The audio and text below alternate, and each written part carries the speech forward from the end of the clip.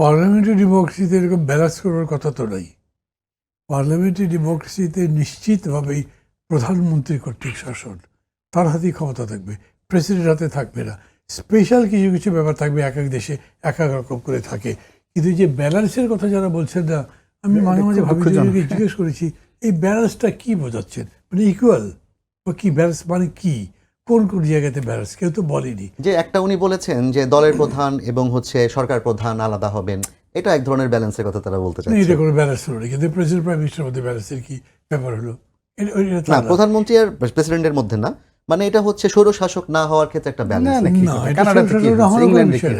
ভারতে কি হচ্ছে যত সব মূল কথা হচ্ছে আপনি তখনই এই জিনিসটা বন্ধ করতে পারেন যদি আপনার ক্ষমতার বিকেন্দ্রীকরণ হয়।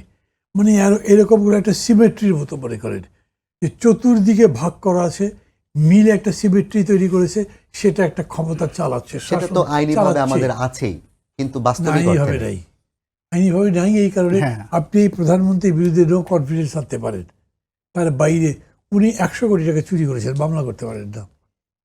ওনার নামে অন্য কোনো এলিগেশন আছে, তার জন্য তাকে গ্রেপ্তার করতে পারেন না, কিছুই করতে পারেন না, তাকে টাচই করতে পারেন না আপনি। এই প্রশ্নটা আমরা তুলেছিলাম যে আপনারা যে এই কথা এত করে বলছে, তারা এই প্রধানমন্ত্রীর ক্ষমতা খর্ব তো কোনো জায়গায় করছেন না। বলছে যে কেন আমরা তো এরকম করে তার বিরুদ্ধে নো কনফিডেন্স দিচ্ছি।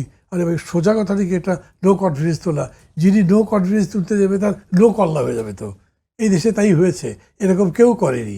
এই কারণে মানে এইটা কোনো সাফিসিয়েন্ট জিনিসটা আমি মনে করি যে যদিও বোধহয় মজুমদার ভাই যথেষ্ট পড়াশোনা করেছেন কনস্টিটিউশনের উপরে, এমনকি স্থানীয় সরকারের উপরে পড়াশোনা করেছেন, অন্যান্য জিনিসের উপরে পড়েছেন, মানে এই যে আমি আবার বলি ডিস্ট্রিবিউশন অফ পাওয়ার এমন করে যার কেন্দ্রে প্রধানমন্ত্রী থাকবেন কিন্তু পাওয়ারটা বিকেন্দ্রীকৃত হয়ে যাবে এবং সব মিলে একটা সিমেট্রি আমি বলি।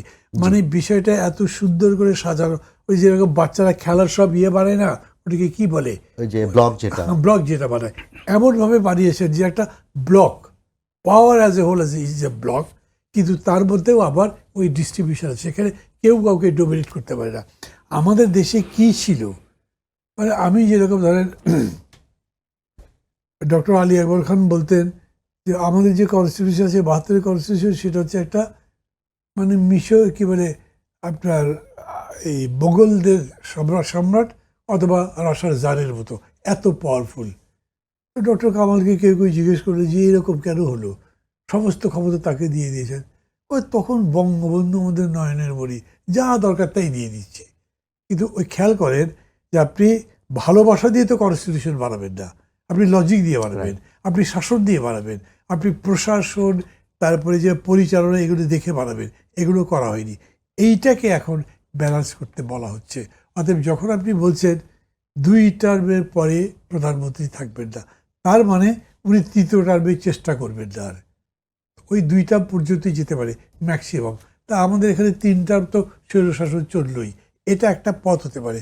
ঠিক একইভাবে এমন হলো উনি সব কিছুর কর্তা, ওনার কথায় র্যাব চলে, ওনার কথায় আর্মি চলে, ওনার কথায় পুলিশ চলে, তার উনি যা বলেন তাই হয়, ওটা বন্ধ করে দেবেন। আপনি এরকম করে করবেন যে এইটার মধ্যেও যাতে একটা হারমোনি থাকে, এইটা করতে জানলেই কেমন চেক করতে পারবেন। আপনি ভেবে দেখেন তো, আপনি আমেরিকান কারো কাছে বলতে পারবেন এবার তোমাদের দেশে যদি মার্শাল ল আসে কী করবে? পাগল নাকি, মার্শাল ল আবার কি আমাদের দেশ? ওরা বিষয় ইভেন ইন্ডিয়াতে মার্শাল ল আসবে যে এটা তো কেউ ভাবতে পারে না, তো ওইখানে স্বৈরতন্ত্র আসবে কেমনি? এত যে কিছু হচ্ছে, মোদির ব্যাপারে এত সমালোচনা, কিন্তু তারপরে উনি একটা স্বৈর শাসক, শেখ হাসিনা হিটলারের চেয়ে বেশি, এরকম তো এখনো বলা হচ্ছে না। যদিও ওনার অনেক শাসন নিয়ে অনেক কথা আছে, হয়তো আমিও বলতে সময় পেলে বলবো বা প্রসঙ্গ আসতে বলবো, কিন্তু আমাদের এখানে যেরকম করে করা সম্ভব হয়েছে সেরকম করে অন্য কোথাও এত ইজিলি হয়নি। ওইটা আপনি কার্টেল করেন এবং সেটার জন্যে ওইটা বেস্ট, এবং কনস্টিটিউশনেরও কিছু কিছু অ্যামেন্ডমেন্ট করতে হবে, জায়গায় পর কার্টেল করতে হবে, ডিস্ট্রিবিউট করতে হবে, সেরকম করে। আমি সেটা নিয়ে প্রশ্ন করেছিলাম, এই পাওয়ার কার্টেলের বিষয়ে কি রাজনৈতিক দলগুলো ঐকমত্যে পৌঁছাতে পারবে? এটা তো হিউজ ব্যাপার, একটা আলোচনাই হয়নি। আমি যে কনসেপ্টটা বলছি decentralization as a tool of থোয়াটিং ফ্যাসিজম, এটা আলোচনা হয়নি তো আমাদের মধ্যে। কারণ আমরা যারা যারা আছি তারা এই যে দেখেন না, প্রধানমন্ত্রীর ক্ষমতা 2বারের বেশি হতে পারবে না, আচ্ছা ঠিক আছে, কিন্তু কনজিকিউটিভ 2বার হতে পারবে, তারপরে রেস্ট দিতে পারবে। তো তার মানে কি আপনি মনে মনে মতলব আছেই আপনার, আবার থাকবেন, এরকম করা যাবে না।